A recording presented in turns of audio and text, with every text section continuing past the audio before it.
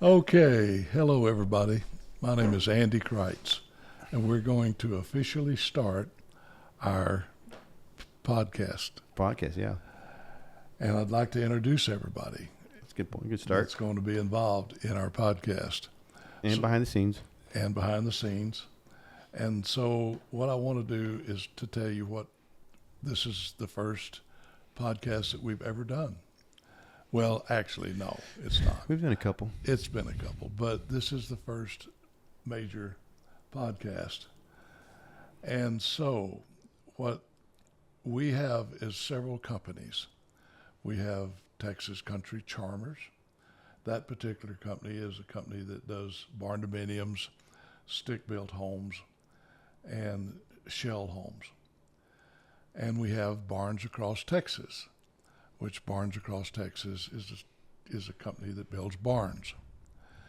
And we have a company that does land clearing, and that company does all the roads and the clearing and the ponds and things like that for the properties. Mm-hmm. And we have a ranch called Campfire Ranch. We also have another company that, I guess we don't have another company. He's had so many over the years. Yeah. I'm trying to think which one it is, but anyway, that's the companies that we have. And so I want to introduce everybody here today that's going to be in our podcast. And I'd like to start off with our main man.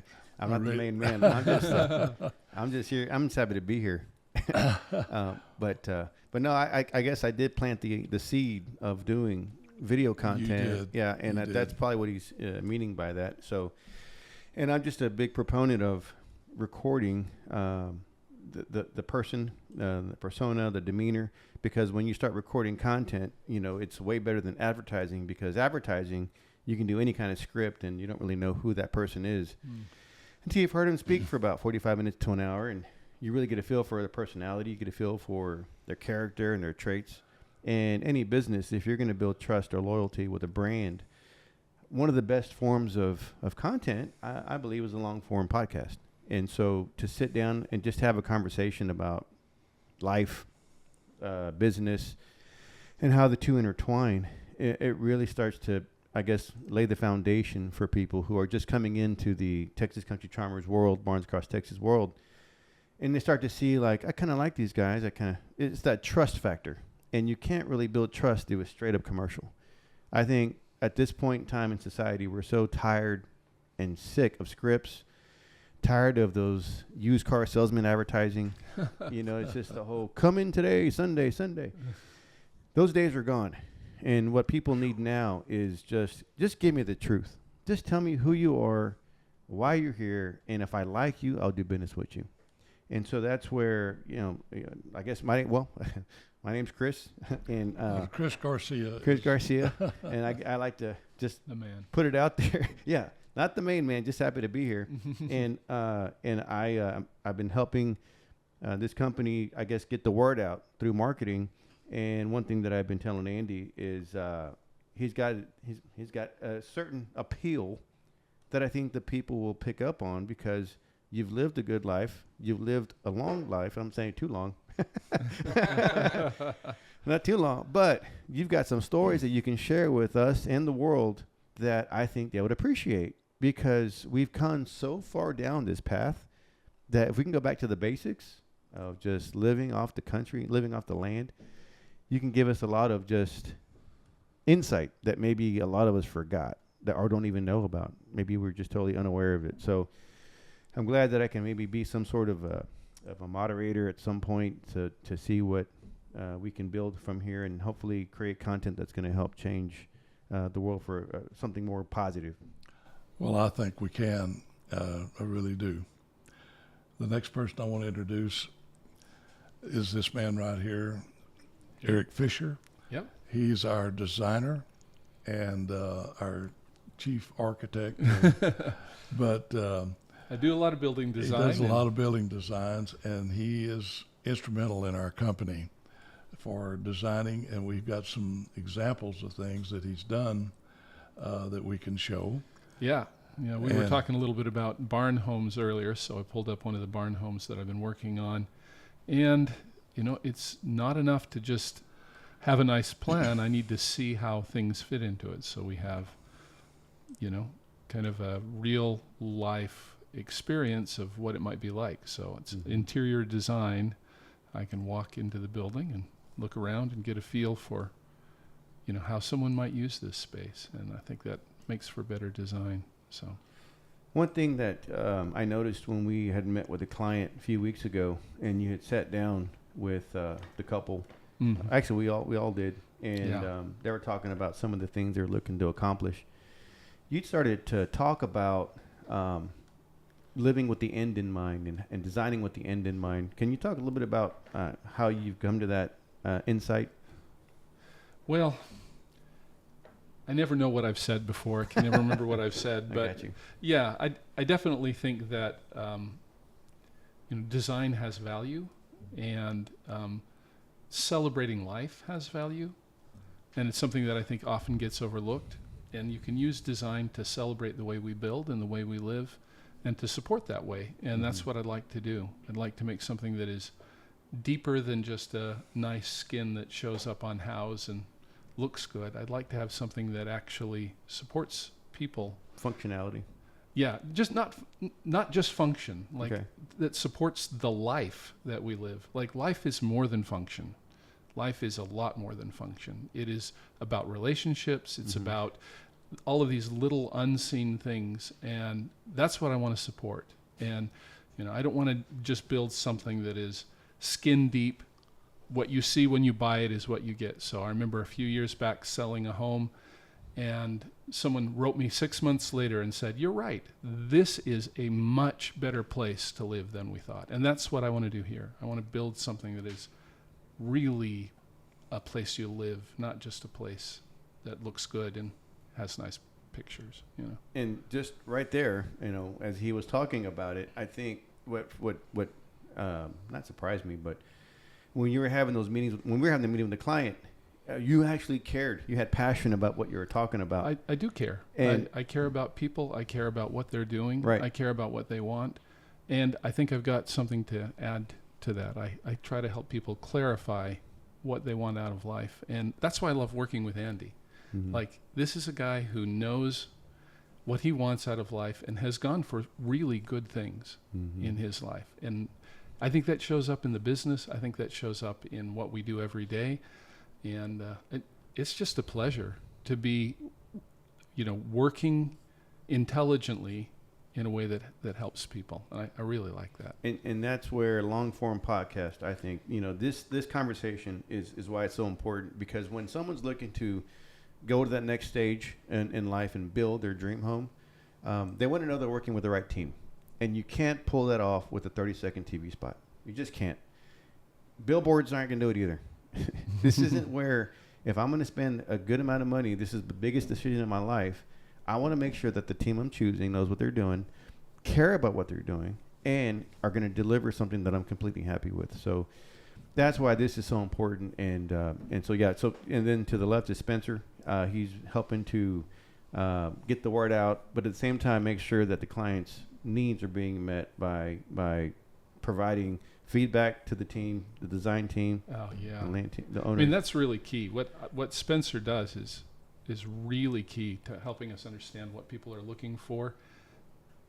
He addresses people really well, and he brings feedback from, Mhm.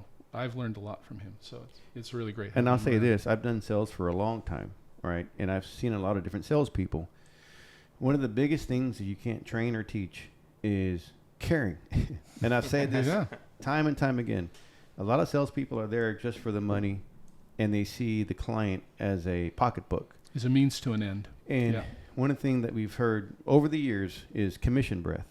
And everybody hates commission breath because you just, and again, I'm not trying to disparage used car lots, but Mhm. Yeah. you, They're good people everywhere. there are Yeah, good yeah. people everywhere. But when you walk into a lot, that commission breath is coming from inside the building. Like you just can feel it because the way that they walk, their energy, it's just the vibes off. So Yeah. Spencer, what is it that has allowed you to care about what you're doing more so than just looking at it as a paycheck? Well, I think a big thing is what it is that we are selling, right? It's not like we're selling newspapers door to door or whatnot, right? So, this is a lot of times this is going to be these people's forever home, right? They'll stay there till the day that they're gone, right? So I just like to ensure that they're able to feel as comfortable as possible in their house. Mm-hmm. Mm-hmm. And so before this, your training of just being customer service oriented, did that come from something from a young age or just... My parents both grew up doing sales. My mom is real big in HR and everything like that. So I think I learned a lot growing up, hearing her on conference calls in and out of the house and everything like that. So I think I just come from a long family of sales, just being able to talk to people and really understand what people want. Mm-hmm. Well, and I told Andy this the other day I remember this conversation. I said that, you care. And that's something that's not common among salespeople. Right. And so I'm serious. I'm just, because I've done mortgage, I've done real estate. I even did cars for about 6 months. I couldn't do it. There's where it I might couldn't be do it. stemming from. I couldn't do it. And so you've seen different approaches to providing a career for yourself. And I don't want it to be where, for me, a career is all about how much I can make off of somebody.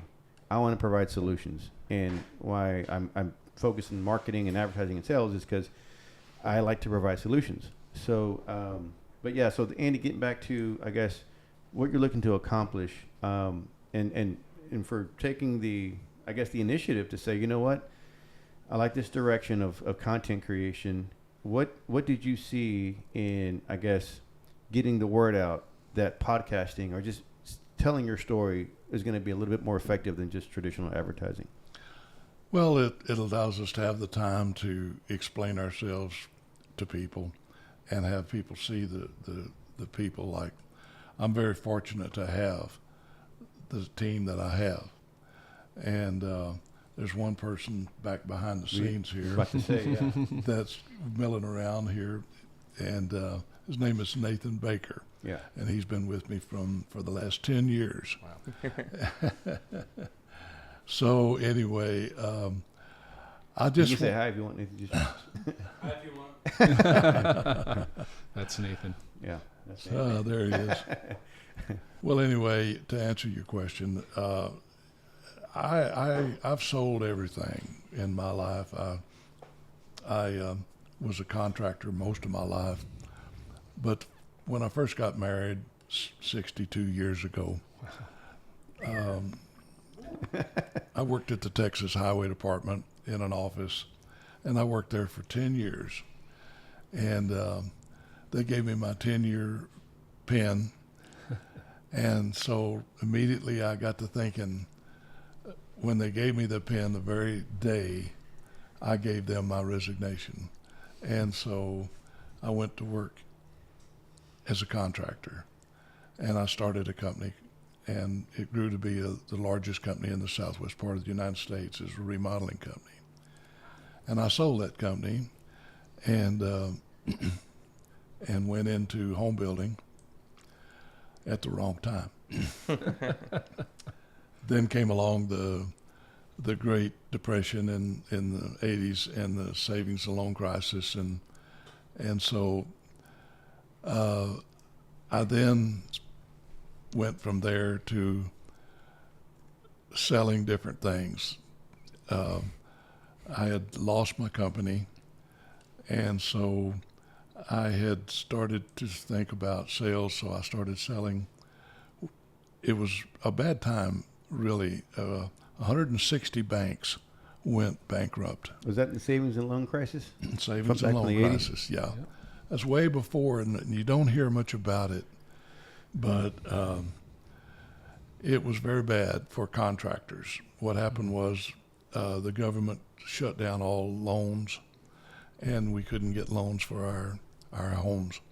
I had a home building business at the same time, and And so I started selling other things and doing things. And then I landed on swimming pools. And I went into swimming pools and I sold swimming pools and had a company. And it grew to be one of the largest, number one company in the nation. And I sold that company in 2004 and retired. And played cowboy for a while and bought some ranches and things and played cowboy. And so I've always been a cowboy in a way. But here I am today building barns, homes. I build shells and we clear land. We do lots of things. And I'm very fortunate to be in the position that I'm in. So I'm glad to have the team that I have. And that's where I'm at. Mm-hmm. And that's what I've come to appreciate when I do talk to people. And whenever we have a customer that wants something, Eric does the drawing, Spencer does the sales, we do the management end of it. Mm-hmm. And it all comes together. Yeah. Why barns? Well, I grew up on a ranch in my younger years, a little bit of my younger years, and we had a big barn, and it was a barn in Colorado, my dad's ranch, and I used to love that barn, and I'd hang out there in the barn, and so when I just told my wife, I said, I was retired, and I told my wife, I said, we're going to outlive our money here. I had to do something. She said, what are you going to do? I said, well, I think I'm going to build barns. And so I never looked back. And so we build a particular barn. It's a post and beam barn.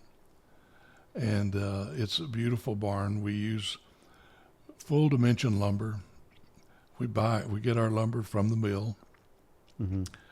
And it's a barn that brings back the old charm of yesteryear, of the old original wood barn that just adds so much value and beauty to the property. Mm-hmm. And so that's why I built. Eric was saying how long these barns last because of the way the construction's made. And so why does it last so long? Like what are we looking at in years? And why is it compared to the traditional construction? Andy and I've talked about it as a 100-year guarantee on the structure. Mm-hmm. So we're more than confident that this is going to be, around for a long time. And why is that though? Well, partly because of the way we build is a very old traditional way of building, and we can actually look and see what barns that were built like this, how they have fared over the last 100, 150, 200 years. Right. So we're building with that same set of methods, and the proof is already out there. I mean, we're building with a structure that is it's not like putting up stick framing or something where it's essentially a tent that's meant to go up until you don't want it anymore and then you take it down. Like, the barn is intended to last. Mm-hmm. And that's good for everybody involved. It's good for the people who are using the barn. It's good for all of us because there is nothing more green than having structures that last. One thing that y'all guys have all said it over the last months, whatnot, is these barns age with beauty. Mm-hmm. They age like fine wine, and wood barns. And I've never seen a beautiful metal barn 50 years aged. No, that's because they don't exist. And so if you think about the materials that are being made with these barns, they tend to settle into the ground and the land that they're in. Whereas metal barns get disjointed, start to have stuff that's kind of falling apart. Have you seen a pretty metal barn? For the first 5 years or so, and then Yeah. Yeah. Yeah. So one thing that I guess you made it a point to say, we don't do metal barns. We don't do metal barns. Because people come in with this idea like, hey, look, this is the budget. Can you just do this?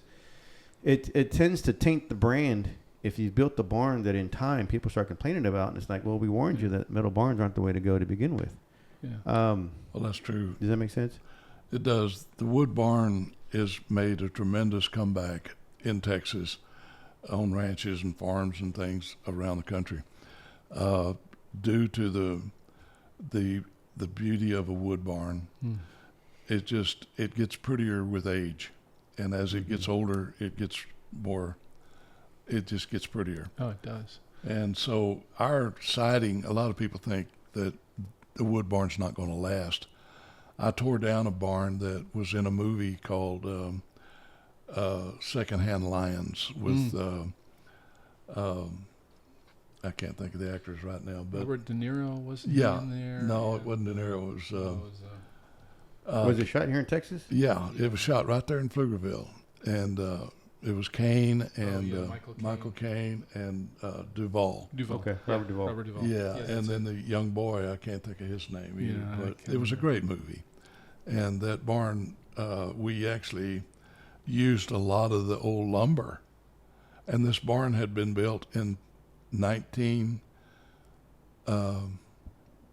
it was 100 years old. The barn was 100 years old. It was starting to lean and everything, and it was pretty well ready to be torn down. But it could have lasted. We could have shored it up, and it could have lasted another 20 years. But anyway, I had the pleasure of building a new barn there for that movie? That movie. And so, but a wood barn is something that it just adds more value and beauty to property than anything you can do. Mm-hmm. No, I agree. Yeah, and this is leave it to me to kind of not be as practical. Andy's much more practical than this, but the point that I see about it is that it not only is a monetary investment that will make your property worth more, and in that sense pays for itself, but so much of life is lived outside of that monetary realm. It's what you experience when you get up in the morning. Mm-hmm. It's what you experience when you're working on a hot day or when you've decided that you've got to sit down and take a rest. And that's where these barns add more than just the monetary value. Like your life becomes richer because you have something good in your life, not just another investment for money. And I'm not saying it's not a good investment. Andy wouldn't do it if this wasn't a good investment. Mm-hmm. But I think it's so much more than that. You know, the tag that we came up with on the last videos that we produced, it's build the legacy. And the reason why we went with build a legacy, because you got in one instance, it's building something that's going to be for the family and whatnot, but it's probably going to outlast you. Oh yeah. Mhm. Oh yeah. If you think about it, right? So if you are, in your 40s or 50s and you build these barns for the family, it's going to be there when you're gone, and it's going to be a memory that your kids, your grandkids, it literally is a legacy. And just the concept of a barn that can last that long, storms, tornado. I mean, the thing is that it's shelter from the storm. And a lot of these traditional homes that are built with, sticks and whatnot, they're not as sturdy as a lot of these barns, where it's going to be deteriorating within 70, 80 years. Yeah. Well, I mean, For the this most part. this is a method that was used to build some of the houses that have survived for 200, 300 years. Or this is an old method that's been used really successfully great for a long point. time. In Fredericksburg, there Right. If you were to go yeah. to Fredericksburg, you would be buying Yeah. a structure probably very similar, I at didn't least think about that. structurally, to what we're doing. And that's what really intrigues me about this, and that's what I really love about it. We're actually connected to a tradition that goes back, and we're using those same ideas and the same construction techniques. There's some upgrading, there's some modernization of it, and We think we're doing that very judiciously. Mhm. We think we're using these ideas very, very carefully. And I think we may be building things that'll last longer than, I was just, than 200 or 300 that years. house on Main Street in Fredericksburg Road is to the left. Mm-hmm. Forgot what German family it was, but that's over 200 something years old, I think. Oh, yeah. I mean, you see that all over. And so this is it's more than skin deep. It is a connection to something that is more than skin deep. You're not buying something that looks like a sturdy barn. You're buying something that is Right. a sturdy barn. So that's the best of both worlds. We've got the structure on the outside, right? It's going to last a long time. And we've got a client right now that you're designing something for to do a barnuminium out. I forgot what town that is, but you went and walked the. Goldthwaite, I think. Yeah, Goldthwaite. And so, can you tell people why this? And I'm not going to say his name, but the particular gentleman wants to do a barnuminium. One, because of the structure and how long it's going to last, but on the interior finish out, what is he bringing to? What are we bringing to the table as a team to make sure that what he's building is going to be the right thing? What is that barnuminium purpose that he sees that we're agreeing with? Does that make sense? Yeah. Well, he has a big family, big nice ranch out there, and they're using it for a vacation home, right, to spend the holidays and Christmas and Thanksgiving and everything like that. So, It's kind of the big house on a ranch. Or Right. Right. So, we're doing a lot of rock and wood on the exterior and interior of that house right there, just to give it a real homey feeling and, have them be able to enjoy, all the family time that they're going to be spending out there. And one of the things that we were talking about when we were going over the initial design was how do we, and you're the one that mentioned it, by the way, and I was like, that's insightful. You walk the land to figure out where the windows are going to be. Yeah. You walk the land to figure out where you're going to have coffee in the morning. Yeah. I mean, absolutely. Every piece of property, everything that you walk through already has a sort of gestalt, or whatever you want to call it, a spirit, a thought, an intent. I'm going to There's remember that something- one. Gestalter. I got to go. It's the Google German it. in me. But yeah, so there's already something existing there. When you put a new piece of human architecture into the land, you're actually creating a symbiosis between yourself and the land. You're building something that connects you to the land and connects the land to you. Mm-hmm. And it takes time for that to develop. So Yeah. you put in a new house, the land and the house are not relating well Separate. to each other. Yeah. They're very separate from each other. Yeah. And it takes years, and it takes work, and it takes living, And experience. and it takes time for the land to adjust to the house. And But- it takes experience to say, oh, I love this one window. Yeah. This window is where that light comes Yeah. in. So we use that experience to evaluate and understand what's going on in the land. And then when we put the house in, we're looking for ways to build the house so that the house and the land can become a single entity. And that may take 50 years. It might take 150 years. Like, the land nice- does not recover immediately from what you're doing to it. But the nice thing- if you use it, Mm-hmm. if you have it, then it's an increased, connection over time. And again, that's one of the reasons why they keep getting prettier and prettier. But we try to build something that you are connected from day one Right. on, That's what I was So- saying. Yeah. It's nice that you've done enough designs and you have enough experience to say, look, you know what? This angle might be better for the bay window. You might want to do the picture window here, patio here. Yeah. A perfect example, I don't know if you've, here in Cedar Park, there's a Mexican restaurant that was built on a hill. And you go there for lunch and you sit in the patio and, when you're sitting there, I'm staring at a bunch of cars. What a beautiful patio. Who designed this thing? Because you could have put the patio on the other side and had a view for miles.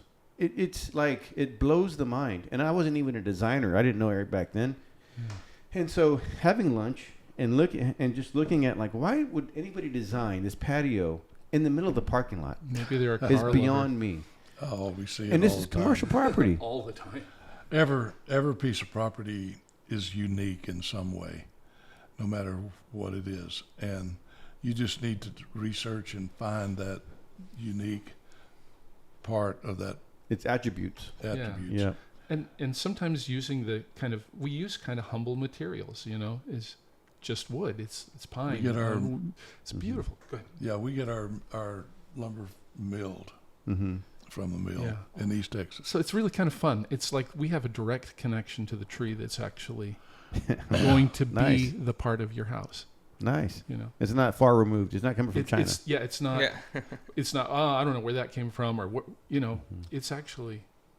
Pretty nice. Yeah.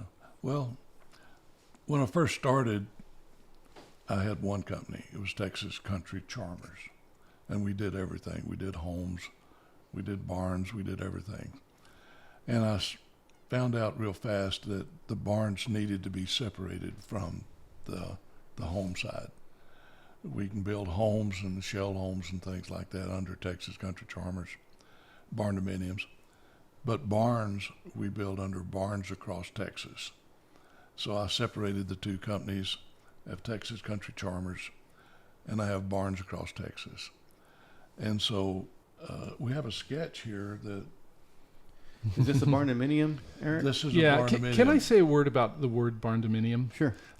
So to me, barn dominium always sounds like you're trying to convince somebody that you're making something cheap that they can get into on a temporary basis. Okay. And that's not what we're doing. We're making actual barns that you can live in. Okay. This is so I don't mind other people using the word barn dominium. It's okay. But just from my point of view, what I want to be sure that people understand is that they're buying something that is going to be using, in many cases, the same kinds of structure that we use when we build our barn. And so you're really living And you in the make a barn. good You're not point. living in a fake barn that you... Because it then- sounds like condominium. Right, it sounds like is condominium. Doesn't small and, and it sounds kind of modern, and all of that is good. Again, I'm not against that, but I think we're actually building something better than that. We're Okay. actually building a barn you can live in, and well, walk us that's through kind of what we've got here. Well, you know, barns, it started off maybe 20, 25 years ago. Somebody had a barn. They put a room in it, called it a barn dominium, mm-hmm, mm-hmm. and it took off, and it was a cute name. And Yeah. And so it started building. But now when you say barn dominium to people, It's more upscale. you have all the different facets. There's some nice of, ones. Yeah.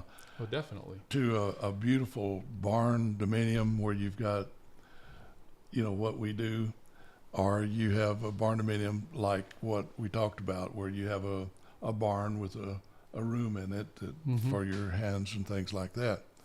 So the barn it means a lot of different things to a lot of different people. Mm-hmm. The word barn dominium, but our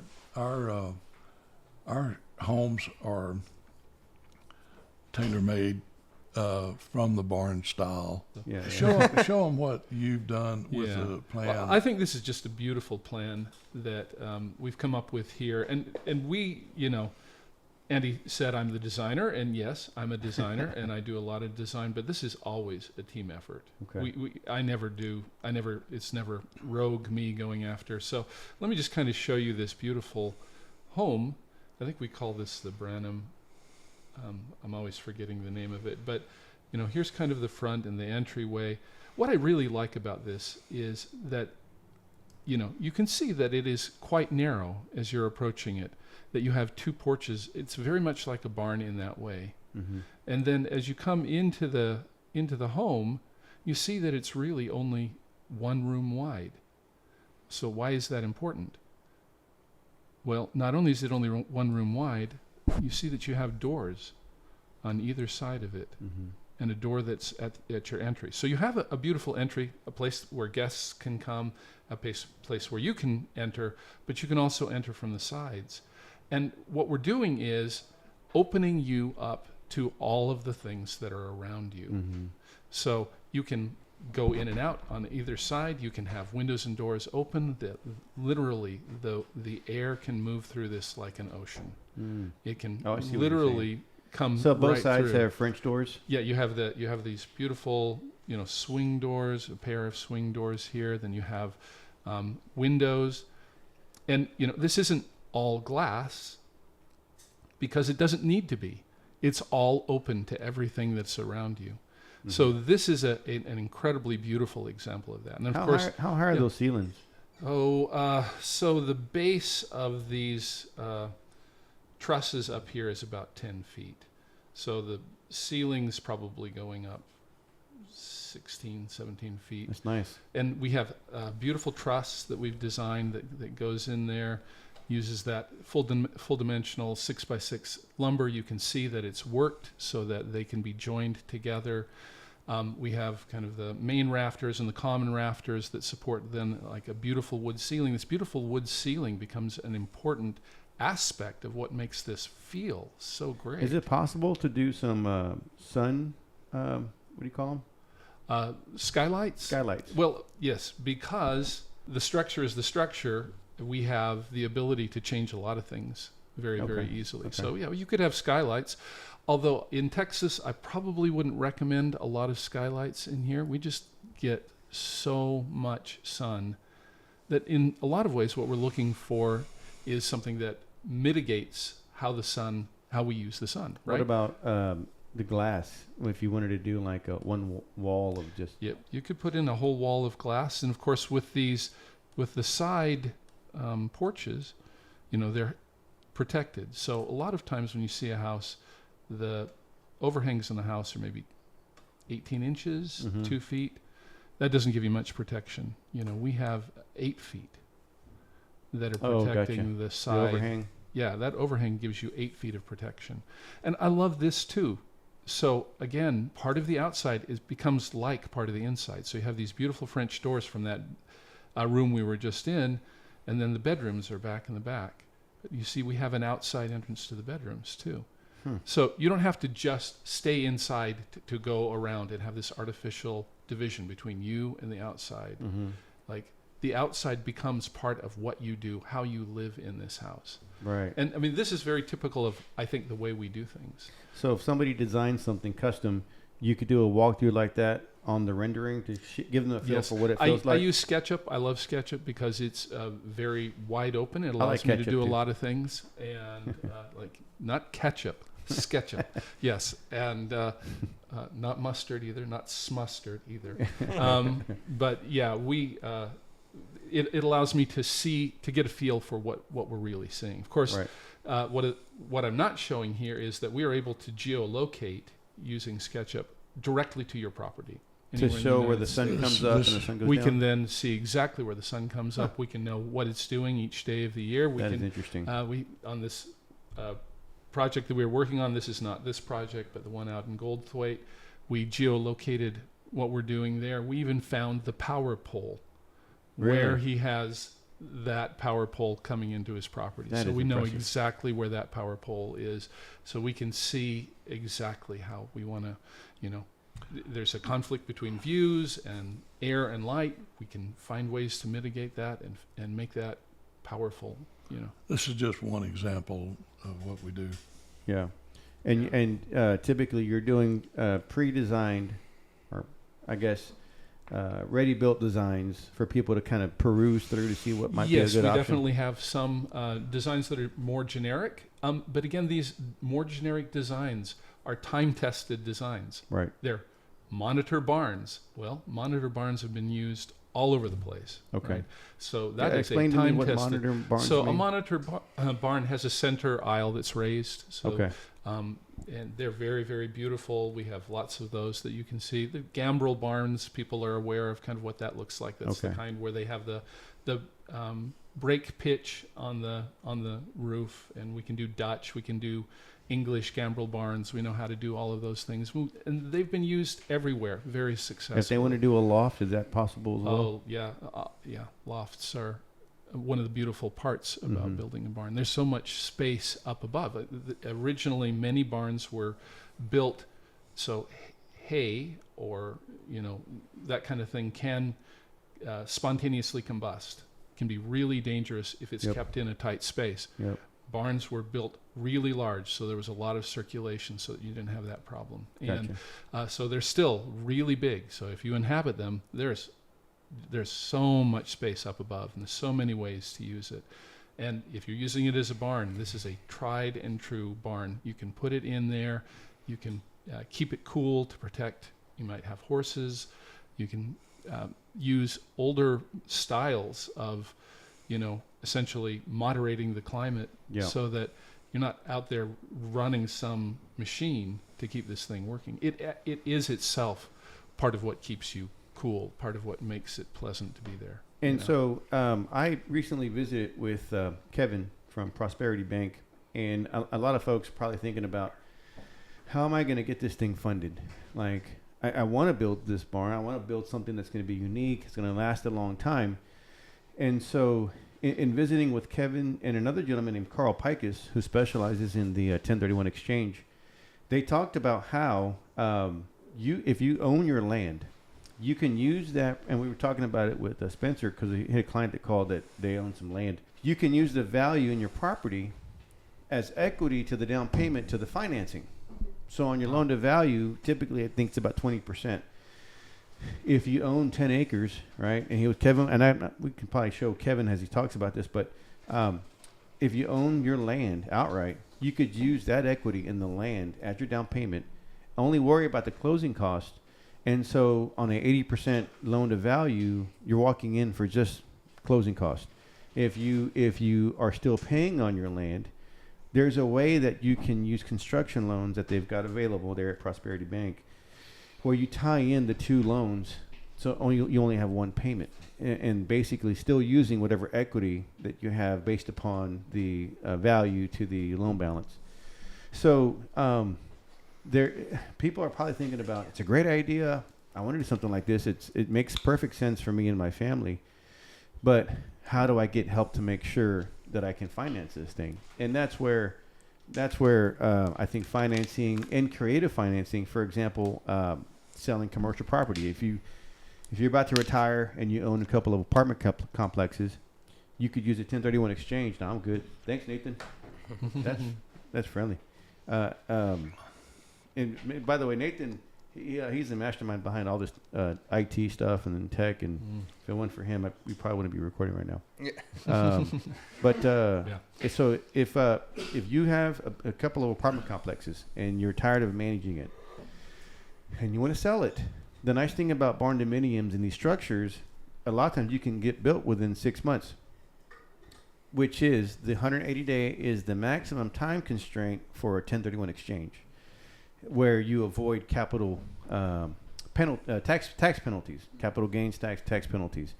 And so one of the things that Carl was mentioning was that this is such a nice, because of the way that it's built, there's a much more efficient approach to the construction aspect of it that takes a lot less time.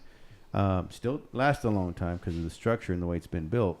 But financing, if people are trying to figure out if they can make it happen, there's no reason why you can't call, right, to see we can figure out what's available, what you've got in your asset portfolio. Because to be honest with you, there's so many. The world right now is not exactly stable.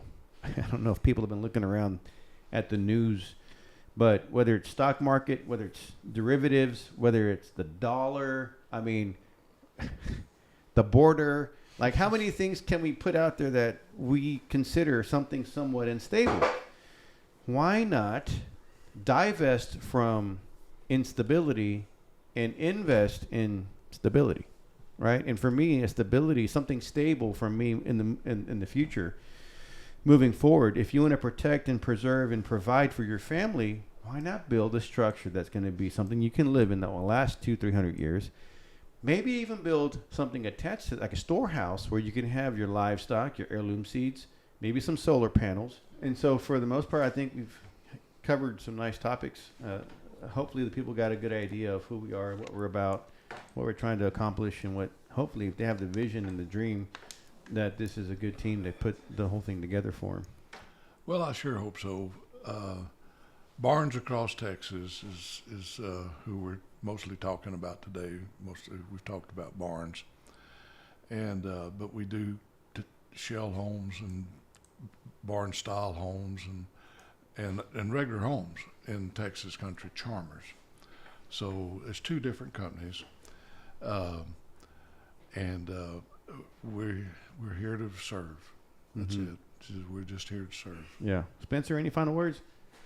I was just sitting here thinking there was this guy that came in on Monday, and I told him that, well, this company, we've been building custom homes since the 70s. And he said, boy, I've been building homes since before you could count to 70. And so he started laughing. It was so funny. I was like, Nice. yeah, you're probably right.